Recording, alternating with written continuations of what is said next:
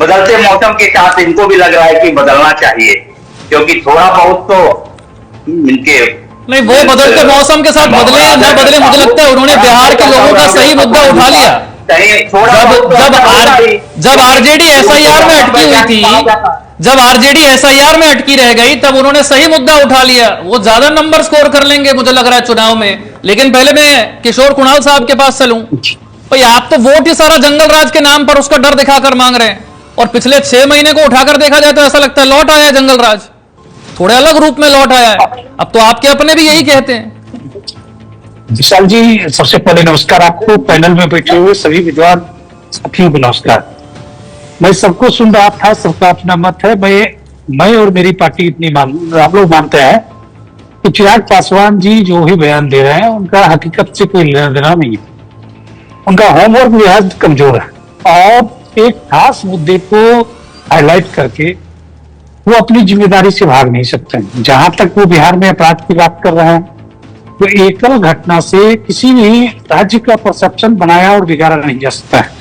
अगर एक घटना से किसी राज्य के लॉ एंड ऑर्डर पे सवाल उठता है, एक अच्छी घटना से उस राज्य की बेहतरी की भी परिभाषा गढ़ी जा सकती है। जहां तक बात हो रहा है लॉ एंड ऑर्डर का, तो मैं बिल्कुल स्पष्ट कर दूं, बिहार का लॉ एंड ऑर्डर 2005 के बाद लगातार हर महीना हर साल बेहतरी की ओर बढ़ रहा है, जिसका प्रमाण आप विभिन्न एजेंसियों के रिपोर्ट में देख सकते हैं। जहां तक हालिया घटना की बात करें, हालिया कुछ घटनाएं हुई है जिसकी चर्चा चौर है, उन घटनाओं का आप देखेंगे उद्भेदन, तो हमने अपराधियों के साथ कोई समझौता नहीं किया है, ना ही हमने अपराधियों को किसी राजनीतिक संरक्षण या राजनीतिक रंग से देखने का प्रयास किया है। अपराधी चाहे हमारे ही दल के लोग क्यों ना हो, अगर वो अपराध करते हुए पाए जाते हैं, अपराध करते हुए जाने जाते हैं, तो बिहार पुलिस, बिहार सरकार उनके खिलाफ सख्त से सख्त कार्रवाई करेगी, जिसका ट्रैक रिकॉर्ड आप पिछले कई घटनाओं में देख चुके होंगे। जहां बिहार में कुछ लोग हमारे दल या हमारे संबंधी दल के भी लोग रहे थे और उन्होंने अपराध करने का जज्बा किया, अपराध करने का हिम्मत किया, तो बिहार पुलिस ने उनका माकूल जवाब दिया, उन्हें कानून के शिकंजे में आना पड़ा। जो घटनाएं गोपाल खेमका जी की बात आ रही है, तो गोपाल खेमका जी की घटना के ट्रैक रिकॉर्ड को आप समझेंगे तो हम लोगों ने रिकॉर्ड समय के अंदर विदिन 3 to 4 days हमने आइडेंटिफाई किया, डिकोड किया, और जो भी घटनाएं हो रही हैं उस घटना का उद्भेदन भी लगभग हम लोग 3 से 4 दिन के अंदर कर दे रहे हैं।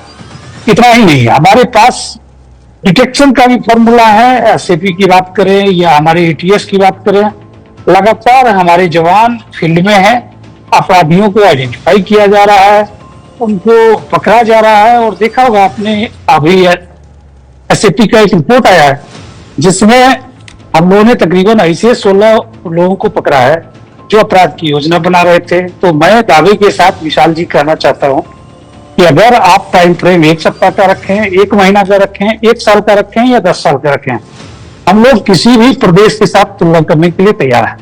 यानी आपके मुताबिक चाहिए जितना क्राइम बिहार में हो रहा है ये बिल्कुल नॉर्मल है, ये ज्यादा नहीं है, ये कह रहे हैं? नहीं, देखिए, नहीं, मेरे क्राइम एक भी हो तो वो सरकार के लिए चुनौती है। नहीं, आप बाकी प्रदेशों से तुलना कर रहे हैं, इसलिए मैं कह रहा हूं कि ये जितना क्राइम है नॉर्मल है, ये ज्यादा नहीं। तुलना इसलिए किया जा रहा है क्योंकि बिहार को अपराधियों का प्रदेश बनाने का एक तैयारी चल रहा है, और कुछ लोग इसमें लगे हैं जो नहीं चाहते हैं कि बिहार में इंडस्ट्रियां लगे, बिहार में अच्छी चीजें हैं, और इसके लिए फिर से मैं तो तुलना करना चाहता हूँ। बिजनेसमैन की हत्या होगी और फिर आप सोचेंगे कि इंडस्ट्री भी लग जाए, तो ये थोड़ा सा कॉन्ट्राडिक्ट तो करती हैं बातें। पर विनीत सिंह जी, किशोर कुणाल कह रहे हैं कि हकीकत से कोई लेना देना नहीं है चिराग पासवान की बात।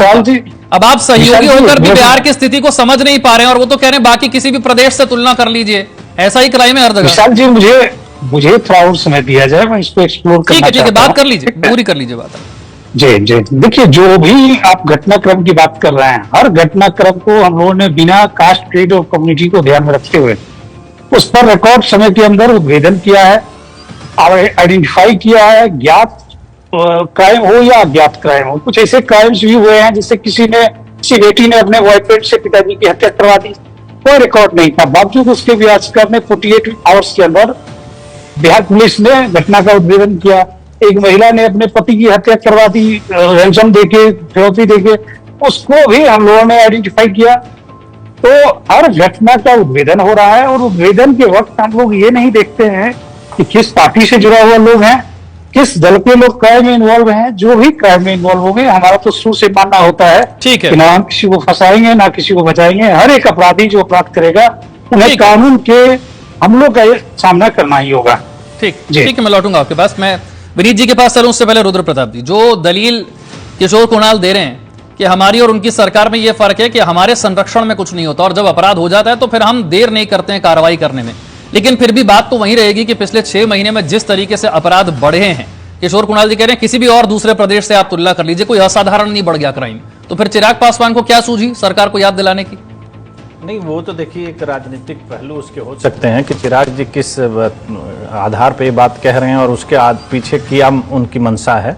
लेकिन किशोर कुणाल जी की जो बात है उसका मैं समर्थन इसलिए करता हूं कि देखिए कोई भी घटना होने के बाद अगर कार्रवाई में ढिलवाई करी जाती है या कार्रवाई में इस तरह का कोई पक्षपात किया जाता है, वो बहुत ज़्यादा दुखद स्थिति होती है। क्योंकि आपने बहुत सारी ऐसी घटनाएं देखे होंगे, ऐसे प्रदेशों में चीज़ें रही होंगी कि जब मीडिया का प्रेशर या विपक्ष का बहुत बड़ा प्रेशर पड़ता है तब सरकार उसको लेकर के जाती है। लेकिन इस बात के लिए मैं उनकी बात को समर्थन करता हूं, क्योंकि ऐसी कोई भी घटना नहीं हुई है कि जहां पर बिहार सरकार ने खुद को अपने आप को बचाने के लिए कार्रवाई में कोई दिक्कत करी है, कोई परेशानी करी है।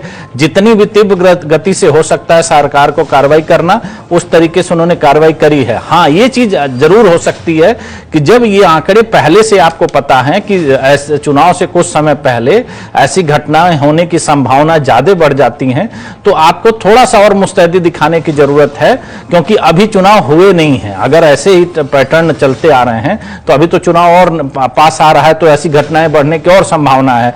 तो अगर ये आरोप लग रहा है तो इस पे आपको और काम करने की जरूरत है और सख्ती लाने की जरूरत है। और चिराग जी जो बात कह रहे हैं, देखिए एक नेता के तौर पर उनका कहना भी जायज है, ऐसा नहीं है कि वो कुछ गलत कह रहे हैं। अगर कोई चीज होती दिखाई दे रही, कोई अगर जनभावना से संबंधित बातें हैं और अगर नेता अपने पक्ष में वो बात नहीं कहता है तो ये भी गलत है। अगर कोई आपराधिक घटना हो रही है, आप ये कह करके थोड़ी बच सकते हैं कि आपराधिक घटनाएं नहीं हुआ। हाँ, ये हो सकता है कि आपराधिक घटनाएं हुई, हमने उसको कम करने के लिए ये प्रयास किया, हमने उसका निस्तारण कितने जल्दी से किया, ये बात हो सकती है। लेकिन घटनाएं हो रही हैं, ये चिंता का विषय है।